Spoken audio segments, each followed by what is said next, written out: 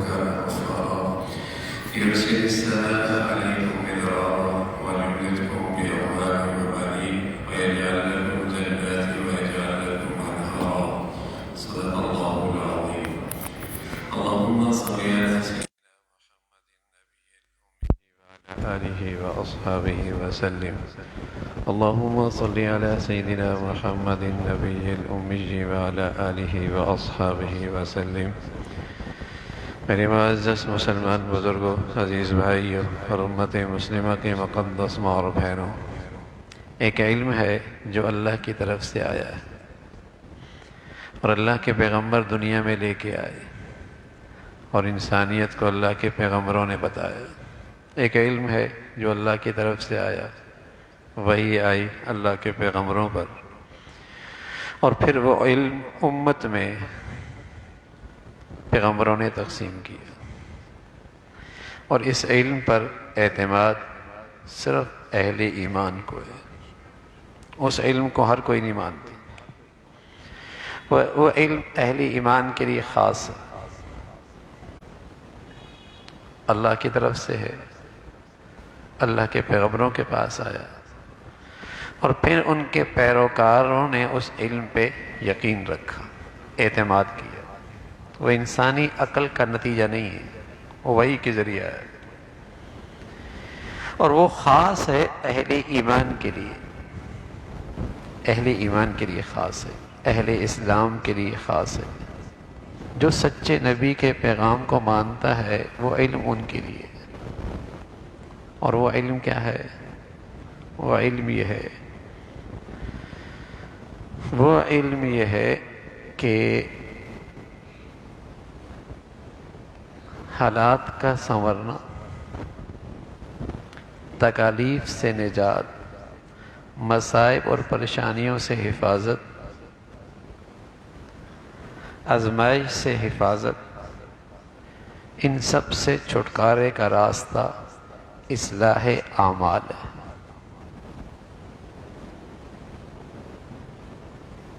یہ اللہ کا علم ہے، رسولوں کے پاس آیا، اور یہ علم ہے مسلمانوں کے لیے خاص، کہ اگر تم نے اپنے حالات سنوارنے ہیں تو اپنے اعمال سنوار لو۔ یہ علم کافر نہیں جانتا، مشرک نہیں جانتا، اہل باطل نہیں سمجھتا، عقل پرست کو یہ بات سمجھ میں نہیں آتی، مادیت کے پجاری کو یہ باتیں سمجھ میں نہیں آتی،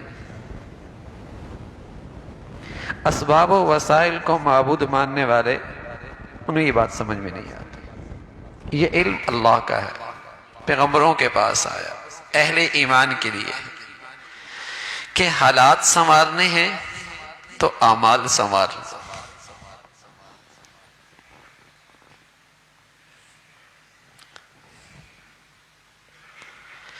مصیبت سے نکلنے کی صحیح تدبیر، مصیبت سے نکلنے کی صحیح تدبیر، پریشانی سے نجات، آزمائش سے چھٹکارا، اس کا صحیح راستہ اپنا عمل ٹھیک کرنا۔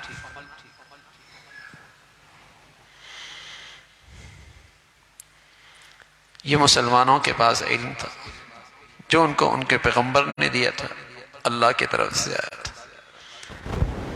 میں عرض کر رہا ہوں یہ بات کافر کے پاس نہیں ہے، یہ مشرک کے سمجھ میں نہیں آتی، عقل پرستوں کو سمجھ میں نہیں آتی، مادیت کے پجاریوں کو سمجھ میں نہیں آتی، مادی اسباب و وسائل کو معبود ماننے والوں کو یہ بات سمجھ میں نہیں آتی۔ یہ علم تو اس پہ تھا جن کو اللہ کی ذات پہ اعتماد تھا، جن کو اپنے نبی کی ذات پہ اعتماد تھا، وہ اس علم پہ یقین رکھا کرتے تھے۔ جب بھی ان کی زندگی میں کوئی مشکل آتی تو فوراً عمل کی طرف متوجہ ہوتے تھے۔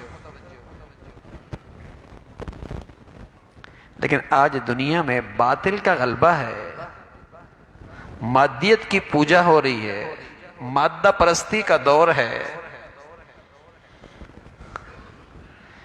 میاں بیوی میں انبن ہوتی ہے تو عمل کی طرف توجہ نہیں جاتی،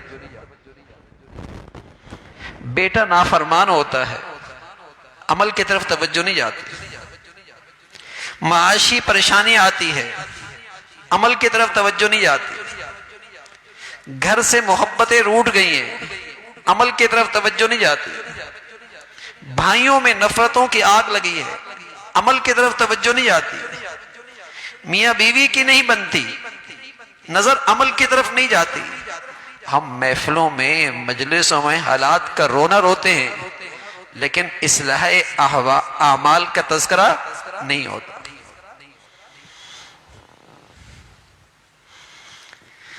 ہم ہر جگہ حالات کا رونا روتے ہیں لیکن اصلاح اعمال کا تذکرہ نہیں ہوتا، اعمال سنوارنے کی فکر کوئی نہیں۔ باطل نے ایسا دماغ مسخ کر دیا، نظر کہاں جاتی ہے؟ زہری نقشوں کی طرف۔ یوں ہو گیا تو اس لیے یوں ہو گیا، اس نے ایسا کر دیا اس لیے ایسا ہو گیا، بیوی کے ماں نے کان بھرے اس لیے بیوی ایسی باتیں کرتی، ساس نے بیٹے کے کان بھرے اس لیے یہ میرے ساتھ ایسا کرتا ہے۔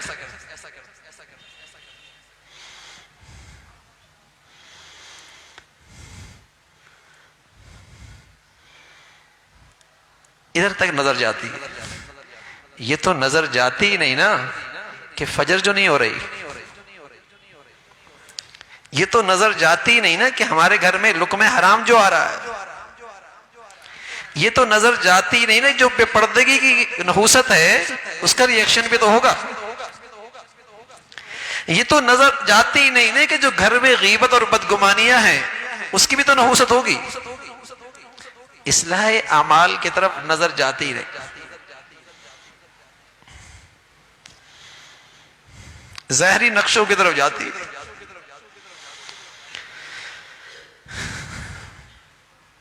معاش کا مسئلہ ہے، حالات جو ایسے ہیں،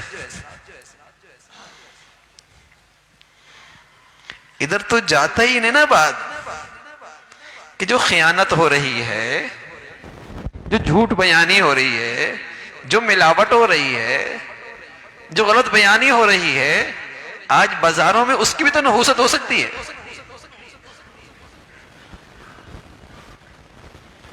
اصلاح اعمال کی طرف نظر نہیں جاتی۔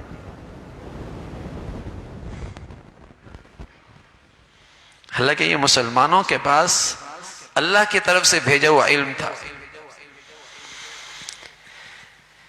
کہ حالات بگڑے ہیں، نجی یا قومی، اعمال سنوارو۔ میں نے عرض کروں دنیا پرستوں کو تو یہ سمجھ میں آتی نہیں، مادیت کے پجاریوں کو یہ عقل میں آئے گی نہیں، جو ہر چیز کو عقل کے پیمانے پہ پرکھتے ہیں انہیں یہ علم سمجھ میں نہیں آئے گا۔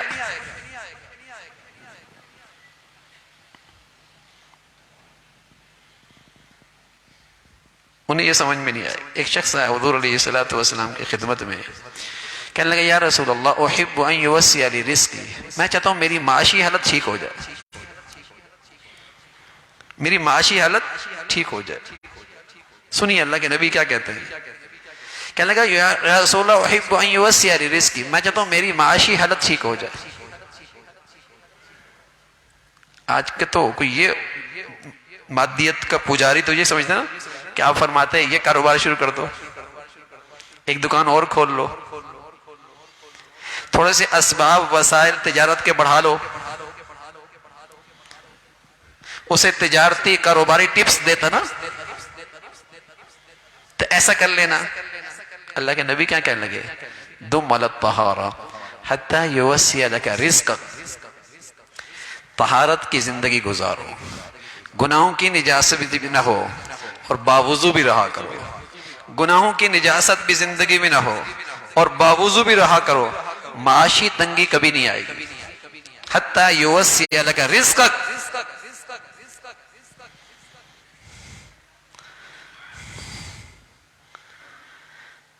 جن کا مادیتی معبود ہے انہیں تو یہ بات سمجھ بھی نہیں آئے گی، لیکن کم از کم مسلمان کے لانے والا تو اپنی نبی کی بات پہ اعتماد کرتا،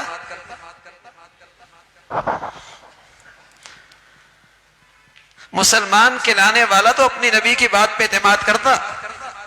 دم علی الطہارہ حتی یوسع لک رزقک، طہارت کی زندگی گزار، گناہ کی نجاست سے بھی دور رہے، بابوزو بھی رہا کر، تیرے رزق کی تنگی نہیں آئے گی، معاشی تنگی نہیں آئے گی۔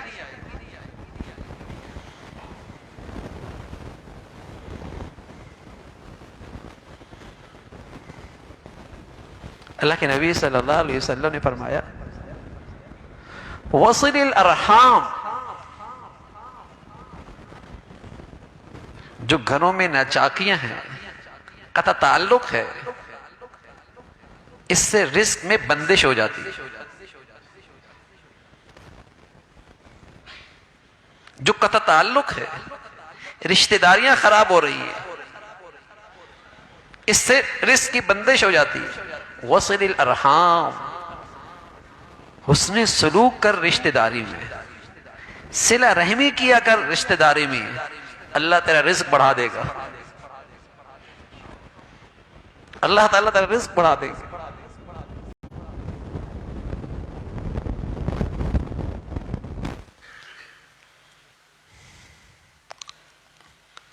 مسلمان تو اللہ کو مانتا ہے کہ اللہ سچے ہیں، مسلمان تو اللہ اپنے نبی کو مانتا ہے، نبی سچے ہیں، مسلمان تو قرآن کو مانتا ہے، قرآن سچی کتاب ہے، اور قرآن کہتا ہے وَيُرْبِ الصَّدَقَاتِ، صدقات دو گے تمہارا مال بڑھ جائے گا،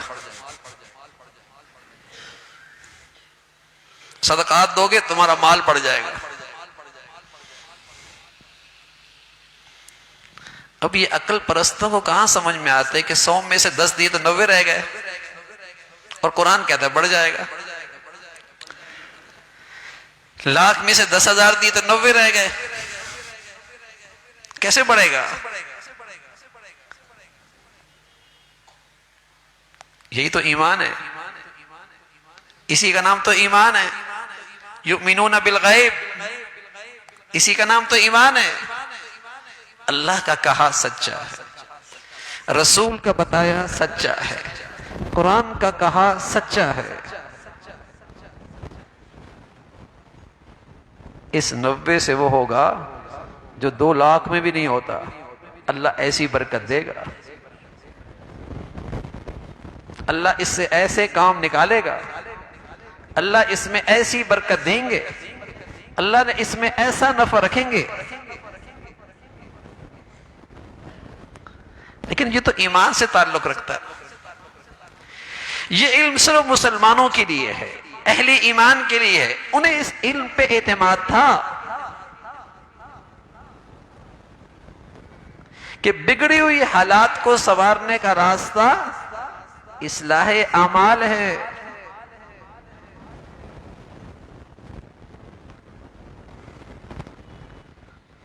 حالات کے تذکرے تو ہر جگہ ہی آپ دیکھ رہے ہیں نا، لیکن مجال اندر سے آواز آئے کہ یہ میرے اعمال کے بگڑنے کی وجہ ہے۔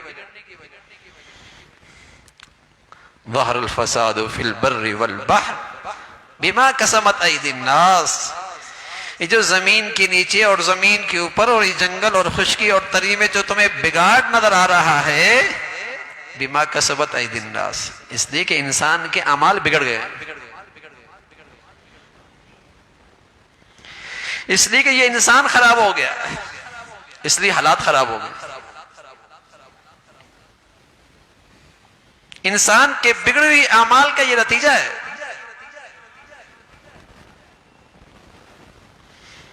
اب یہ علم تو صرف مسلمانوں کے ساتھ تھا کہ حالات کا اعمال سے گہرا ربط ہے، ورنہ باطل کے ہاں، دنیا پرستوں کے ہاں، عقل پرستوں کے ہاں، مادیت پرستوں کے ہاں حالات کا رابطہ کس سے ہے؟ اسباب سے، وسائل سے، مادیت سے، مادی نقشوں سے۔ یہ تو علم مسلمانوں کے پاس تھا صرف کہ احوال کا رشتہ کس سے ہے؟ اعمال سے۔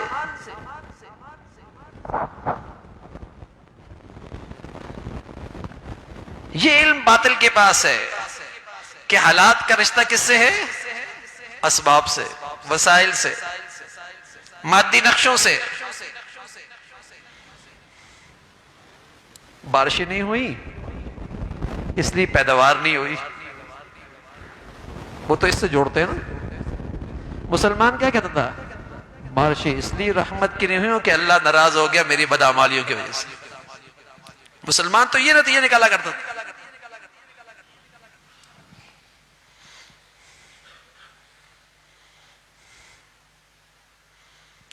یہ تو اللہ ناراض ہو گیا اس لیے کہ زمین پہ رہنے والے کا عمل غلط ہو گیا۔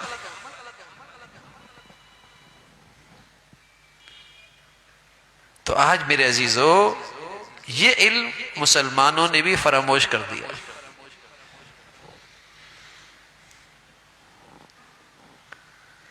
گھر کی زندگی میں بگاڑ ہے، کاروبار کی زندگی میں بگاڑ ہے، معاش کے مسئلے میں پریشانی ہے، اولاد کے سلسلے میں پریشان ہے، رشتوں میں پریشان ہے،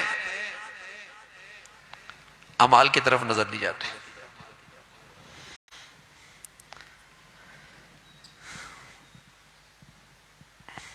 ایک آدمی متقی ہے، پرہیزگار ہے، تو کیا اس پر احوال نہیں آتے؟ نہیں، اس کی پر بھی آزمائش آتی ہے،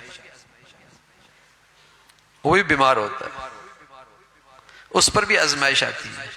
اعمال تو اس کے ٹھیک ہیں، اعمال تو ٹھیک ہیں، آزمائش اس پر بھی آئی، تکلیف اس پر بھی آئی، مصیبت اس پر بھی آئی۔ لیکن میرے عزیزو، اگر اس کے اعمال ٹھیک ہیں، مصیبت آئی، تکلیف آئی، آزمائش آئی، لیکن یہ تکلیف اور مصیبت اس کے دل کو مصیبت زیادہ نہیں کرتی۔ اس کے دل کو اصل مصیبت کیا ہوتی ہے؟ جس سے دل پریشان ہوتا ہے۔ اصل تکلیف کون سی ہوتی ہے؟ جس سے دل کو تکلیف ہوتا ہے۔ جیسے آپ نے آج دکان کھولی اور رات بھر کھولی، اور اس رات کو عید کی رات تھی، اتنا کاروبار ہوا کہ پورے سال میں نہیں ہوا۔ بظاہر تکلیف تو ہوئی کہ پوری رات آپ جاگ کے گزار رہے ہیں، لیکن بتائیے آپ کے دل کو تکلیف ہے؟ آپ پر دل خوش ہے کہ میاں ایک رات اور مل جائے، چاند رات ذرا دیر سے ہو جائے تاکہ ایک رات اور جاگ جاؤں۔ دل کو تکلیف تو نہیں ہے نا، جسم کو تکلیف ہو رہی ہے نا، رات جاگ کے گزاری ہے نا، دل کو تکلیف تو نہیں ہو رہی نا۔ آپ کیا کہیں گے؟ ایک رات اور چاند رات ہو جائے۔ ارے میاں تکلیف مانگ رہے ہو؟ ارے میاں تکلیف نہیں مانگ رہا، دل اندر سے خوش ہے۔ قسم خدا کی، نیک آدمی پر جو تکلیف آتی ہے اور مصیبت آتی ہے، اس کا دل ایسے ہی مطمئن ہوتا ہے۔ جسم پہ تکلیف نظر آتی ہے، لیکن قرآن کہتا ہے تطمئن القلوب، اس کا دل بڑا مطمئن ہوتا ہے، اس کا دل بڑا پرسکون ہوتا ہے، اس کے اندر بڑا اطمینان ہوتا ہے، اس کے اندر پریشانی نہیں ہوتی، اندر دل مصیبت میں نہیں ہوتا، اندر تکلیف دل میں نہیں ہوتی۔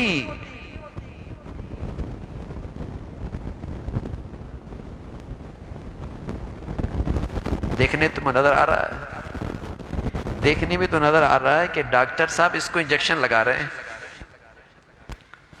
لیکن بتائیے دل میں تکلیف ہو رہی ہے؟ بلکہ اس کا شکریہ ادا کرے گا، فیس بھی دے گا، اس کا شکر گزار بھی ہوگا کہ اچھا ہوا آپ نے مجھے پہلے انجیکشن لگا دیا۔ دل میں تو تکلیف نہیں، لیکن ظاہر میں نظر تو آ رہا ہے کہ تکلیف ہو رہی ہے۔ ہاں بھائی، سچ عرض کر رہا ہوں، اگر اعمال سنور جائیں، اگر اعمال ٹھیک ہو جائیں، بیماری اس پر بھی آتی ہے، مصیبت اس پر بھی آتی ہے، تکلیف اس پر بھی آتی ہے، امتحان اس پر بھی آتا ہے، لیکن اس کی مثال ایسی ہے، اندر سکون میں ہوتا ہے، اندر مطمئن ہوتا ہے، اندر چین سے ہوتا ہے۔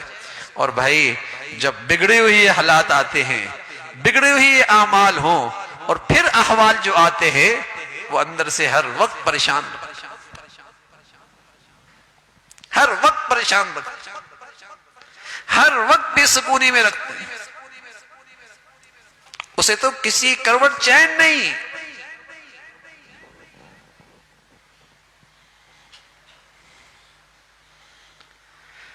تو ایک مسلمانوں کے پاس علم تھا کہ حالات سنوارنے ہیں، اعمال سنوارو، اپنے حالات اچھے کرنے ہیں، اپنے اعمال اچھے کر لو، اپنے اعمال ٹھیک کر لو، اطمینان رہے گا۔ لیکن آج مسلمان بھی اس علم کو بھول گیا،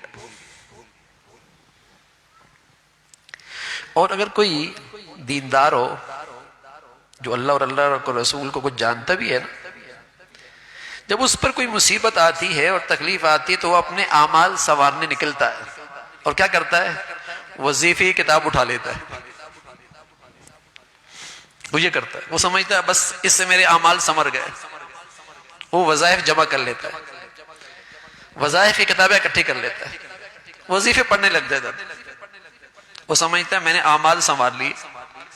ارے میاں، وظائف پڑھنے کا نام اعمال سنوارنا نہیں، یہ تو ایسا ہی ہے کہ معدہ ٹھیک نہیں اور آپ طاقت کی دوائی کھا رہے ہیں، جگر ٹھیک نہیں آپ طاقت کی دوائی کھا رہے ہیں، بتائیے بیماری میں اضافہ ہوگا یا ٹھیک ہوگا؟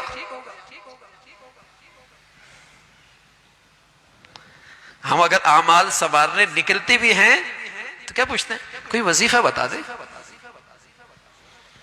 جو بھی آتا ہے نا یہ نہیں بولتا اعمال بتائیں، توبہ کرنے کا طریقہ بتائیں، یہ کوئی نہیں بولتا، کوئی وظیفہ بتا دے۔ ہم بھی ان کو بولتے ہیں یہ فجر شروع کر دو، کہتے ہیں نہیں کوئی وظیفہ بتائیں، وظیفہ بتائیں۔ ہم انہیں کہتے ہیں فجر پڑھ لو، نہیں کوئی وظیفہ بتائیں، وظیفہ بتائیں۔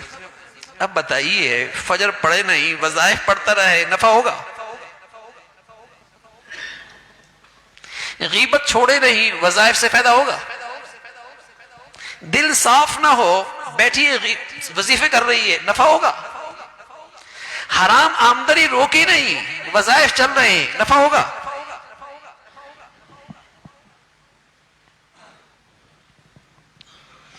ایک تو یہ ذہن ہی نہیں ہے کہ حالات سنوریں گے اعمال کے سنورنے سے، اور اگر کوئی وہ اللہ اور اللہ کے رسول کے تذکرے کہیں گھر میں چلتے رہتے ہیں تو اگر وہ اعمال سنوارنے نکلتی بھی ہے یا نکلتا بھی ہے تو کیا کرتا ہے؟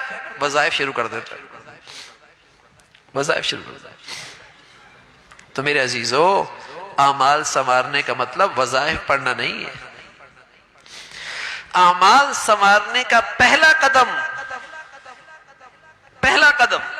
اے اللہ معاف فرما دے، ربنا لا تؤاخذنا ان نسینا، اے اللہ کوئی غلطی ہو گئی ہے، کوئی بھول ہو گئی ہے، کوئی انجانے میں کوتاہی ہو گئی ہے، کہیں میں تجھے ناراض کر بیٹھا ہوں، مجھے تو یاد بھی نہیں ہے، کہیں مجھ سے بھول ہو گئی، اے اللہ معاف فرما۔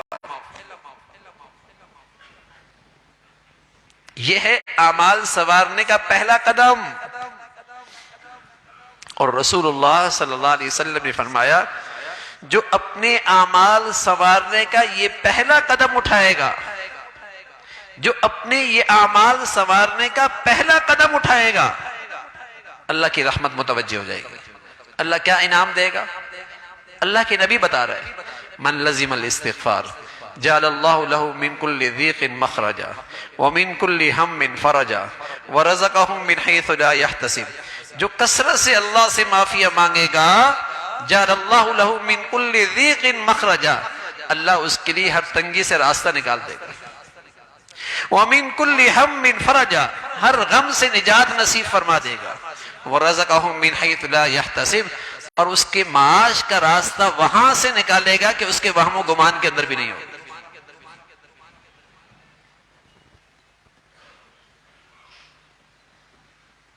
اب اللہ کے نبی بتا رہے ہیں، اور مسلمان جو اپنے نبی کو سچا بھی مانتے ہیں، ایمان بھی رکھتے ہیں، محبت اور عشق کا دعویٰ بھی ہے، نبی کی بات کا اہتمام کتنا ہے، آپ کے ارشاد کا میری زندگی میں اہمیت کتنی ہے، اس چیز کو میں اپنی زندگی کی مشکلات کے لیے اس کو کتنا وظیفہ بناتا ہوں کہ معافی مانگ لوں۔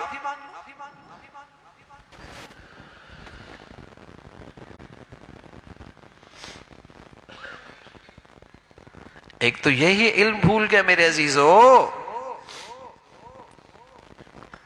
کہ مشکل سے نجات ملے گی، پریشانی ختم ہوگی، دکھ سے نجات ملے گی، غم ختم ہوں گے، جب میرا عمل ٹھیک ہوگا. اور عمل ٹھیک ہونے کا مطلب وظائف نہیں، عمل ٹھیک ہونے کا مطلب اللہ تعالیٰ سے سچی معافی، اللہ تعالیٰ سے سچی معافی. سورہ نوح ہے، اللہ کے نبی ہیں، قوم سے کہتے ہیں فَقُلْتُ اسْتَغْفِرُوا رَبَّكُمْ إِنَّهُ كَانَ غَفَّارًا يُرْسِلِ السَّمَاءَ عَلَيْكُمْ مِدْرَارًا وَيُمْدِدْكُمْ بِأَمْوَالٍ. سبحان اللہ. تم اللہ سے معافیاں مانگو، وہ بڑا مہربان ذات، بڑا معاف کرنے والا ہے. غلطیاں نہ دیکھو، گناہ نہ دیکھو، نافرمانی نہ دیکھو، بس ندامت لے کے آؤ، شرمندگی لے کے آؤ، افسوس لے کے آؤ، سچی معافی لے کے آؤ. پھر دیکھو اللہ کیسے معاف کرتے، پھر دیکھو اللہ کیا بات سے معاف کرتے. اور کیا دے گا؟ یرسل السماء علیکم مدرارا، رحمت کی بارشیں ہوں، زمین سے برکتیں اگلیں گی، آسمان رحمت کی بارشیں پھینکے گا. یرسل السماء علیکم وَيُمْدِدْكُمْ بِأَمْوَالٍ، اور اللہ تمہارے مال میں، دولت میں اضافہ فرمائیں گے. سبحان اللہ. یہی مسئلہ ہے نا آج، ہر آدمی اسی مسئلے میں شکار ہے. وَيُمْدِدْكُمْ بِأَمْوَالٍ، ڈالر نہیں ہے، پیسہ نہیں ہے، یہ نہیں ہے. کسی کی نظر نہیں جاتی کہ گناہ کتنے ہیں. پھر خیال آتا ہے گناہ تو اور ملکوں میں بھی بہت ہیں، یہ بھی خیال آتا ہے ہمارے ساتھ ہی ایسا کیوں ہے؟ باقی کوئی زیادہ پارسا ہیں کیا؟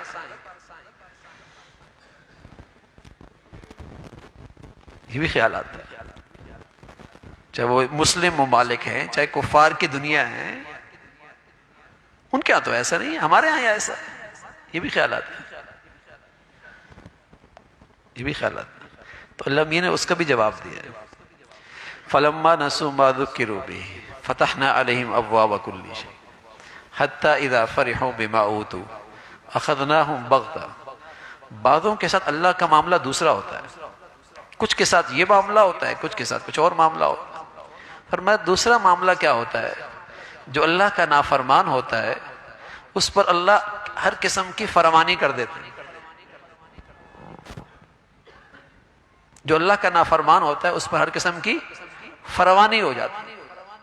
فتحنا علیہم ابواب کل شیء حتی اذا فرحوا بما اوتوا، یہاں تک کہ جب اس کے اندر مست ہو جاتا ہے اور گناہوں میں اور زیادہ کثرت کرنے لگتا ہے، اللہ اسے پکڑتے ہیں، ایمان بھی نہیں ملتا، توبہ بھی نہیں ملتی. بتائیے وہ سزا سخت ہے یا دنیا کی سزا سخت ہے؟ ارے میاں دنیا کی سزا بہت ہلکی ہے اگر سنبھل جائیں، ٹھوکر کھا کے سمجھ جائیں، آزمائش کی اس گھڑی کو سمجھیں کہ یہ اللہ کی طرف سے تنبیہ ہے، توبہ کر لیں، رحمت بن جائے گی. مصیبت رحمت بن جائے گی، تکلیف رحمت بن جائے گی، آزمائش رحمت بن جائے گی. اور وہ آدمی جو بغیر ایمان کے مرا، بغیر توبہ کے مرا، وہ تو بڑی مصیبت میں آ گیا، وہ تو بڑی مصیبت میں آ گیا. تو بعض لوگوں کے ساتھ اللہ کی طرف سے یہ معاملہ ہوتا ہے. اس لیے آپ علیہ الصلوۃ والسلام فرمایا کرتے تھے کہ جو شخص اللہ کی نافرمانی کر رہا ہے اور بظاہر دنیاوی لحاظ سے خوشحالی بڑھ رہی ہے تو اسے اور ڈرنے کی ضرورت ہے، اس لیے کہ اس کے ساتھ جو پکڑ کا معاملہ ہے اور زیادہ سخت ہے. اس کے ساتھ جو پکڑ کا معاملہ ہے اور زیادہ سخت ہے. اور دوسرا آدمی وہ ہے جو اللہ کا فرما بردار ہے اور گناہگار بھی ہے، اس کو بھی تھپڑ لگا ہے، اس میں بھی تکلیف آئی، اس پر بھی مصیبت آئی، لیکن اسے ہوش آ گیا. کتنے لوگ ایسے ہوتے ہیں تکلیف ان کی زندگی بدل دیتی، آزمائش ان کی زندگی کا رخ بدل دیتی. بیٹا کیا مر گیا جوانی میں، پورے گھر کی زندگی بدل گئی. حالات کیا آئے، اللہ نے توبہ کی توفیق دے دی. مصیبت کیا آئی؟ اللہ کا گھر کا رخ مل گیا. امتحان میں کیا آ گیا؟ اللہ کے سامنے سجدے نصیب ہو گئے. ارے بھائی یہ آزمائش تو پھر رحمت بن گئی، یہ مصیبت تو پھر رحمت بن گئی. لَنُذِيقَنَّهُمْ مِنَ الْعَذَابِ الْأَدْنَى دُونَ الْعَذَابِ الْأَكْبَرِ. اللہ چھوٹی سزا دیتا ہے اس دنیا میں، بڑی نہیں دیتا. لَعَلَّهُمْ يَرْجِعُونَ تاکہ میرے بندے واپس آ جائیں، تاکہ یہ میرے بندے واپس آ جائیں، لوٹ آئے میری طرف، ہوش آ جائے مرنے سے پہلے.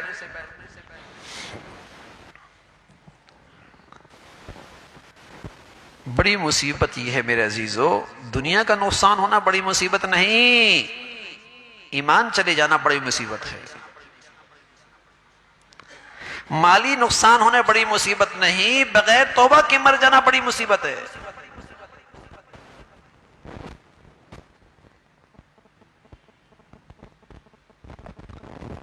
حضرت مصعب ابن عمیر رضی اللہ تعالیٰ عنہ، حضور علیہ السلام ہے، حضرت علی فرمانے لگے، بیٹھے ہوئے تھے، اتنے میں مصعب آئے، مصعب ابن عمیر رضی اللہ تعالیٰ عنہ، اور ایسے آئے کہ ان کے اوپر ایک چادر تھی پرانی سی، اور اس پر چمڑے کے پیون لگے ہوئے تھے. شہزادہ تھا، شہزادہ ناز و نعمت کا پلا ہوا تھا، عیش اور تنعم کی زندگی گزار رہا تھا. اسلام کیا لے آیا؟ فقر و فاقر کی زندگی آ گئی. اللہ کے نبی صلی اللہ علیہ وسلم اس کی پہلی حالت اور آج کا یہ دن دیکھ کر آنکھوں سے آنسو بر لائے، رونے لگ گئے. کیا ناز و نعمت کی زندگی گزارتا تھا، قیمتی پوشاک ہوتی تھی، بڑھیا عطر استعمال کیا کرتا تھا، سب سے قیمتی جوتا پہنتا تھا، شہزادوں کی زندگی تھی. اسلام میں آیا ہے، تکلیف میں آ گیا، آنکھوں سے آنسو جاری ہو گئے. پھر حضور علیہ السلام فرمان لگے اپنے بھائی، اپنے ساتھیوں سے، اس وقت تمہارا کیا حال ہوگا، اس وقت تمہارا کیا حال ہوگا. غدا احدکم فی حلہ وراح فی حلہ. جب تم میں سے کوئی ایک صبح ایک جوڑا پہنے گا، شام دوسرا جوڑا پہنے گا، دفتر گیا تو اور جوڑا پہنا، شام شادی پہ جانا ہے تو اور جوڑا پہن رہا ہے، گھر میں تو اور جوڑا پہن رہی ہے، آج محفل میں جانا ہے اور جوڑا پہن رہی ہے.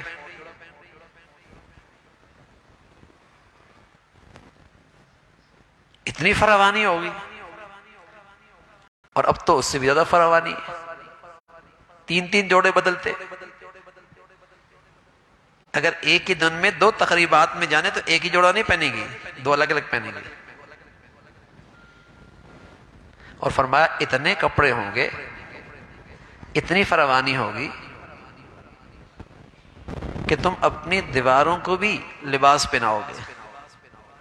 کما تستر الکعبہ، جیسے کعبہ کو پردہ پہنایا جاتا ہے. اور تمہارے پاس کھانے پینے کی اتنی فراوانی ہوگی، ایک پیالہ رکھا جائے گا، ایک ڈش رکھی جائے گی، دوسری ڈش اٹھائی جائے گی. طرح طرح کے کھانے ہوں گے ایک دسترخوان پہ، ایک رکھی جا رہی ہے ڈش، دوسری اٹھائی جا رہی ہے، ایک لائی جا رہی ہے، دوسری رکھی جا رہی ہے.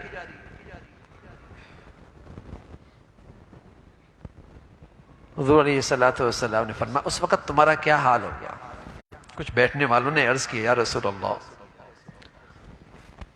وہ حالات آج کی حالت سے بہت اچھی ہوگی، بہت اچھی حالت ہوگی، فرصت ہوگی، فراغت ہوگی، نتفرغ للعبادہ، ہم خوب عبادت کے لیے فارغ ہو جائیں گے. حضور علیہ السلام نے فرمایا نا،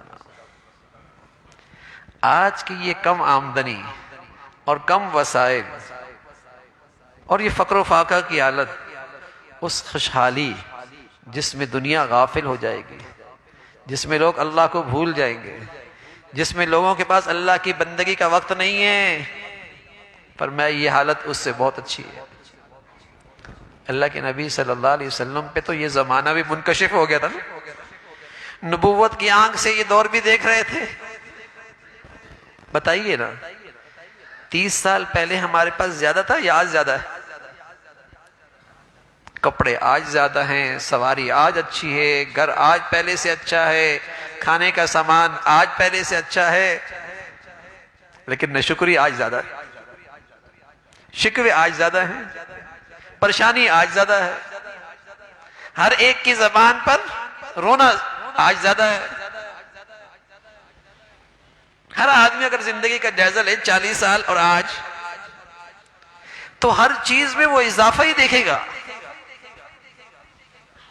لیکن رونا آج زیادہ ہے، ناشکری آج زیادہ ہے۔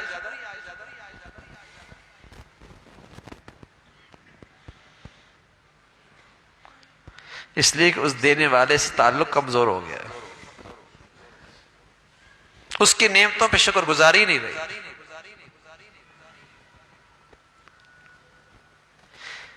اور اس بدعملی کا نتیجہ یہ ہے، اس ناشکری کا نتیجہ یہ ہے کہ ہزاروں نعمتیں ہیں، مزہ نہیں ہے، لاکھوں نعمتیں ہیں، لذت نہیں ہے۔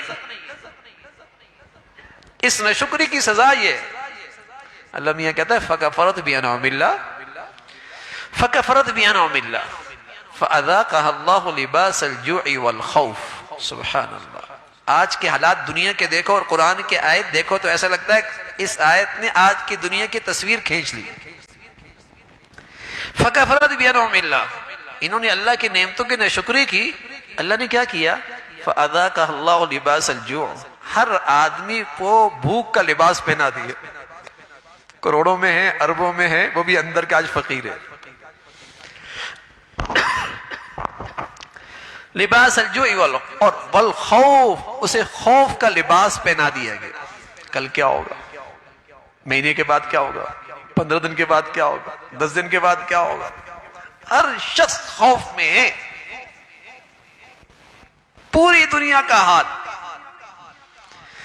فَأَذَاقَهَا اللَّهُ لِبَاسَ الْجُوعِ وَالْخَوْفِ،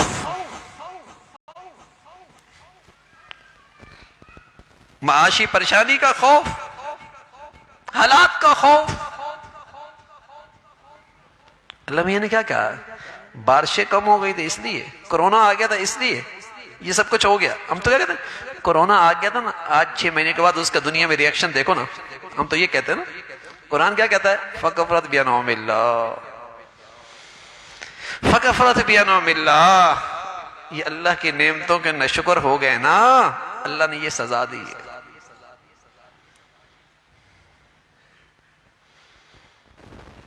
مادہ پرستی والے، عقل کی بنیاد پہ سوچنے والے حالات کے ریئیکشن کیا بتاتے ہیں؟ اسباب۔ حالات کی وجہ کیا بتاتے ہیں؟ اسباب، وسائل، وہ بتاتے ہیں۔ اور جو مسلمانوں کے پاس علم تھا، فَكَفَرَتْ بِأَنْعُمِ اللَّهِ، انہوں نے اللہ کی نعمتوں میں ناشکری بہت کی۔ جو اللہ کی نعمتوں کا اضافہ ہوا ہے نا، ان کے گناہ بڑے ہو گئے، ان کے گناہ موٹے ہو گئے، ان کی نافرمانیاں بڑھ گئی ہیں، یہ سرکشی بڑھ گئے۔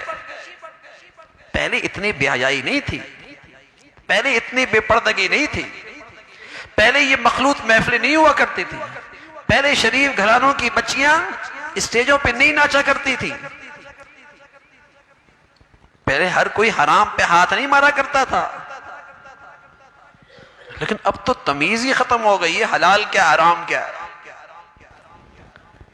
کوئی بلی کھلا دے، کتا کھلا دے، مینڈک کھلا دے، سانپ کھلا دے، نہیں حرام ہے حرام۔ لیکن آمدنی میں حرام آ جائے کوئی پرواہ نہیں، کمائی میں حرام آ جائے کوئی پرواہ نہیں، دکان میں حرام آ جائے کوئی پرواہ نہیں، کمانے کا انداز حرام کا ہے کوئی پرواہ نہیں، ملاوٹ سے کما لے اس حرام کی کوئی پرواہ نہیں ہے۔ بلی نہیں کھائے گا، سانپ نہیں کھائے گا، بچھو نہیں کھائے گا، چپکلی نہیں کھائے گا، حرام حرام۔ ارے میاں یہ بھی تو حرام ہے، رشوت لینا حرام ہے، ملاوٹ کے ساتھ کھانا حرام ہے، لیکن چونکہ وہ حرام رواج میں آ گیا، اس گندگی کو نکال دیا دل سے۔ وہ بھی تو نجاست ہے، وہ بھی تو پخانے سے بدتر ہے، حرام حرام ہے۔ برکت ختم ہو گئی، نحوست آ گئی. فکفرت بانعم اللہ، نعمتوں میں نہ شکری ہے، نعمتیں بڑھ گئی، گناہ بڑھ گئے. اللہ نے نعمتیں دی ہیں، گناہ اسٹیٹس بن گیا، پھر سزا آئی نا. فَأَذَاقَهَا اللَّهُ لِبَاسَ الْجُوعِ وَالْخَوْفِ، خوف کا لباس پہنا دیا گیا. غریب امیر، جھونپڑی کوٹھی، مشرق مغرب شمال جنوب، خوف زدہ دنیا ہو گئی ہے، فساد زدہ دنیا ہو گئی ہے.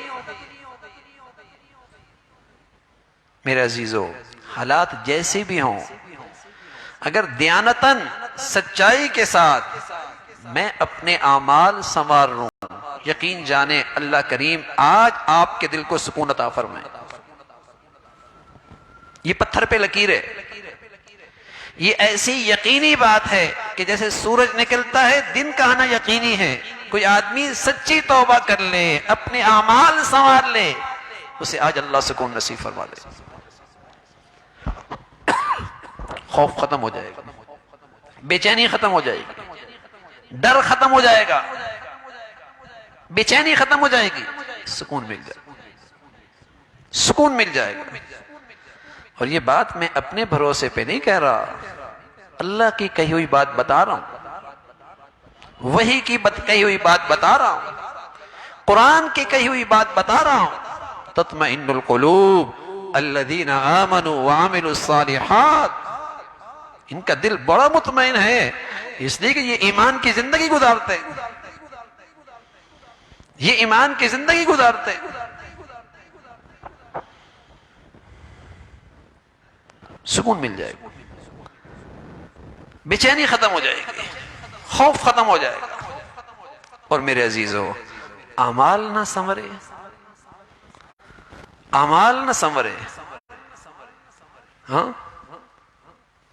حالات کیسے بھی ہوں، یہ اندر کی بے چینی نہیں جائے گی، کوئی نہ کوئی اور چیز مسلط ہو جائے گی. جیسے بوفے سسٹم کھانا ہوتا ہے، نیچے آگ جلی ہوتی ہے، کھانا گرم رہتا ہے، کھانا گرم رہتا ہے، کوئی نہ کوئی نیچے سے انگارہ میری زندگی کو گرم رکھے گا، دماغ ہر وقت گرم رہے گا. کوئی نہ کوئی دیا سلائی بن جائے گی، کبھی شوہر بیوی کے لیے، کبھی بیوی شوہر کے لیے، کبھی بیٹا باپ کے لیے، کبھی باپ بیٹے کے لیے، کبھی بھائی بہن، کوئی دائیں کہیں قریب کا کہیں دور کا، کوئی نہ کوئی دیا سلائی لگی رہے گی، دماغ گرم رہے گا. بہانے بدلتے رہیں گے، بہانے بدلتے رہیں گے. تو یہ ایک سچا علم تھا مسلمانوں کے پاس، جو اللہ نے دیا تھا، رسول نے بتایا تھا، سچا علم کہ مصائب سے، من مصائب سے، مشکلات سے نکلنے کی صحیح تدبیر اعمال کی اصلاح اعمال ہے. اور میں عرض کر رہا ہوں، اصلاح اعمال سے مراد وظائف نہیں، اصلاح اعمال سے مراد وظائف نہیں. یہ وظائف تو تب کام آتے ہیں جب جگر معدہ ٹھیک ہو، جب اللہ کے حکم پورے ہو رہے ہوں، گناہ نہیں ہو رہے، پھر آپ وظائف استعمال کریں، اچھا لگے گا. لیکن طاقت کی دوائی معدے جگر کی خرابی کے ساتھ کھائی تو بیماری بڑھ جائے گی. جسم کو کب لگے گی طاقت کی دوائی؟ جب جگر معدہ ٹھیک ہو.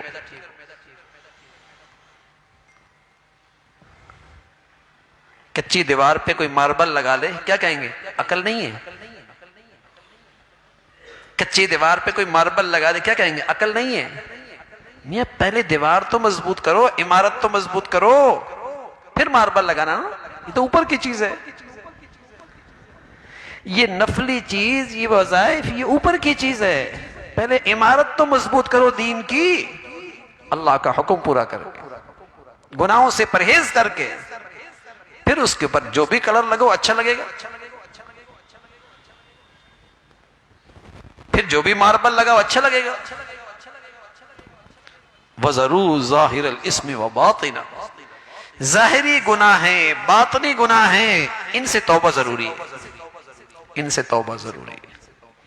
اور اس توبہ کی برکت ہے اللہ رب العزت حالات سنوارتے ہیں، حالات سے نکالتے ہیں، مصائب اور پریشانیاں ختم فرماتے ہیں۔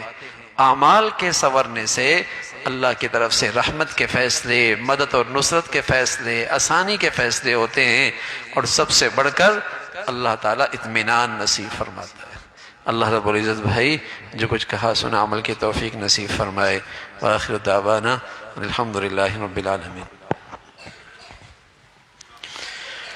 اللہم لک الحمد کلو ولک الشکر کلو،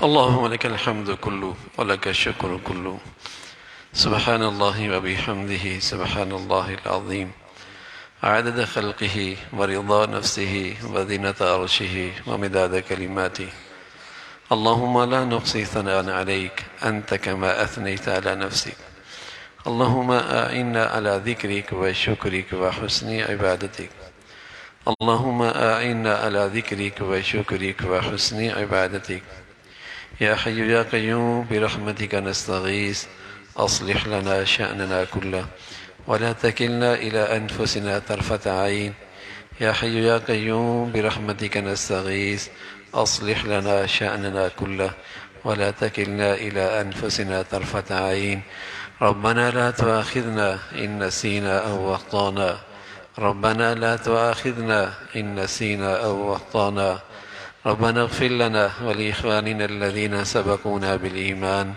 ولا تجعل في قلوبنا غلا للذين آمنوا ربنا إنك رؤوف رحيم، يا حي يا قيوم برحمتك نستغيث یا ارحم الراحمین۔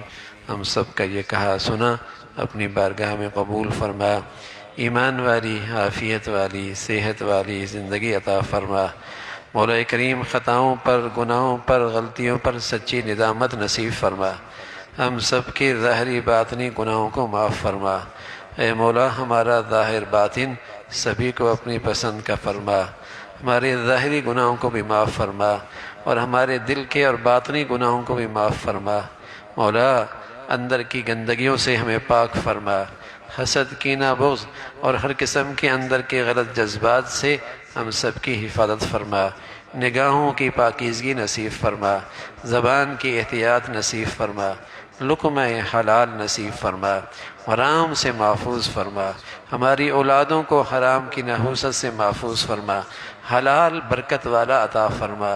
اے مولا اپنی رضا کا رزق عطا فرما، اپنے فضل سے بری زندگی سے، بری موت سے، برے حالات سے محفوظ فرما۔ یا ارحم الراحمین اچانک موتوں سے محفوظ فرما، موذی امراض سے حفاظت فرما، حادثات سانحات سے حفاظت فرما۔ اے مولا کریم اپنی فضل سے تمام حاضرین حاضرات، سامعین سامعات کی تمام جائز حاجات کو پورا فرما، مشکلات کو آسان فرما، پریشانیوں کو ختم فرما، ہماری اولادوں کو ہمارے لیے راحت کا سامان بنا، صدقہ جاریہ بنا۔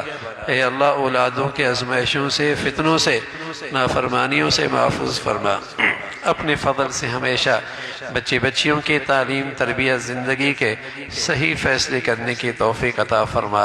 اے مولا کریم ہمارے گھروں میں ایمان اور محبتوں کا ماحول عطا فرما، باہمی اعتماد اور باہمی الفتوں کا ماحول نصیب فرما، نفرتوں کو، بد اعتمادی کو ہمارے گھروں کو محفوظ فرما۔ یا ارحم الراحمین اپنے فضل سے، اپنے کرم سے پوری امت مسلمہ کے حال پہ رحم فرما، مسلمانوں کو ایمان اسلام پر باہمی اتفاق نصیب فرما، نفرتوں کی جتنی شکلیں ہیں اہل اسلام کو اس سے محفوظ فرما، اسلامی ایمانی اخوت کو زندہ فرما، اسلامی بھائی چارہ عام فرما، عصبیت کی تمام شکلوں سے محفوظ فرما، دین کی خدمت کی جتنی شکلیں تیرے ہاں مقبول ہیں اے مولا ان سب کی حفاظت فرما، کام کرنے والوں کی مدد اور نصرت فرما، مساجد کی، مدارس کی، مکاتب کی، علماء کی حفاظت فرما، اپنے پیاروں کی عظمت، محبت، صحبت نصیب فرما، شر سے، شریروں سے، حسد سے، حاسدوں سے محفوظ فرما۔ یا ارحم الراحمین وطن عزیز کو امن اور سلامتی عطا فرما، استحکام نصیب فرما، یا نیکی کی اور خیر کی اور تعمیر کی قوتوں کو غلبہ نصیب فرما، شر کی اور برائی کی اور بروں سے اس ملک کی حفاظت فرما، بدامنی سے اس ملک کو محفوظ فرما، سلامتی عطا فرما، امن عطا فرما، ایمان ہدایت کی فضاؤں کو عام فرما، اپنے فضل سے مولا کریم ہم سب کے حال پہ رحم فرما، ہمارے شہر پہ رحم فرما، اے مولا ہمارے ملک پہ رحم فرما، ساری امت مسلمہ کے حال پہ رحم فرما، اہل اسلام کو نیک صالح قیادت نصیب فرما، ظالموں سے، بے دینوں سے، جہالا سے اس امت کو نجات نصیب فرما، یا ارحم الراحمین دنیا بھر کے مظلوم مسلمانوں کی مدد اور نصرت فرما، اپنے فضل سے ہم سب کے حال پہ رحم فرما۔ ربنا تقبل منا انك انت السميع العليم وتب علينا انك انت التواب الرحيم، وصلى الله على سيدنا محمد وعلى آله واصحابه اجمعين برحمتك يا رب۔